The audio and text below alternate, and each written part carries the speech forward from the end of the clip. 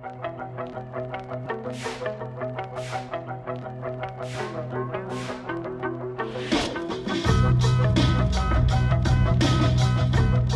started soccer about 4 years old in Springfield, Missouri, but it wasn't the only sport that I was involved in. Up until my high school days, I played basketball, baseball, soccer, and it wasn't until high school where I really made the decision that I was going to stick just with soccer. So I felt like it was important growing up to, to play a bunch of different sports and really enjoy them all.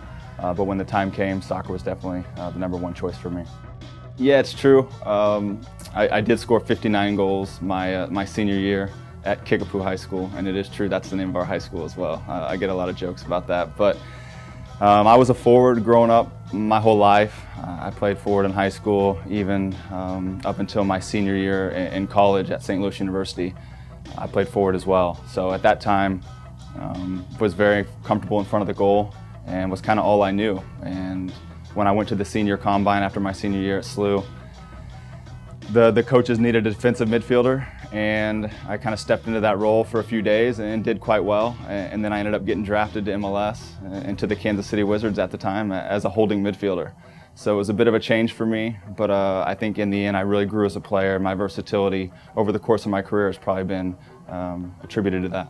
One of the ways that I got to St. Louis University, I think, that was so huge for me was going to Bush Soccer Club. Springfield was a very, very small town, and there weren't a lot of outlets to be seen by college coaches. And when I left and made the decision with my parents to drive every weekend 3 hours for training and for games, it was a big step for me in terms of making that jump to the next level.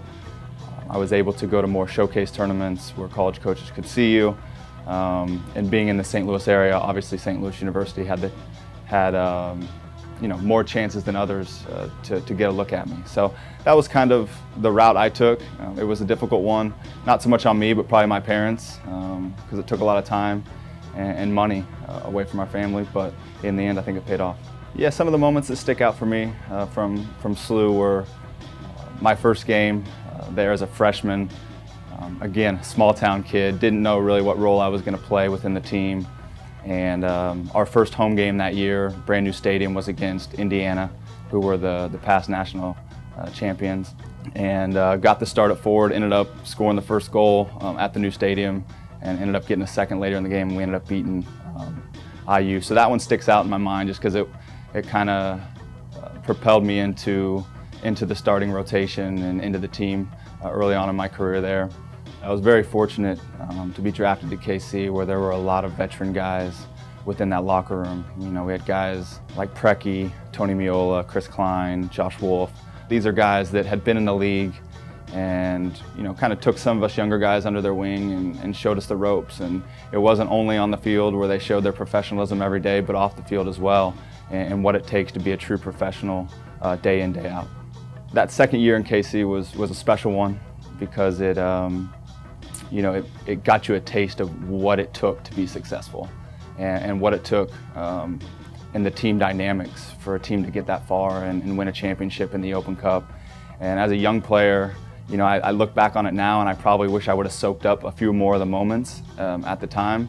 But it also keeps me hungry as a veteran player now to get back to where we were and get back to a championship game and get that feeling again, because it's one as a player that kind of defines you and what championships you win, and I'm excited for that next time to be in that situation.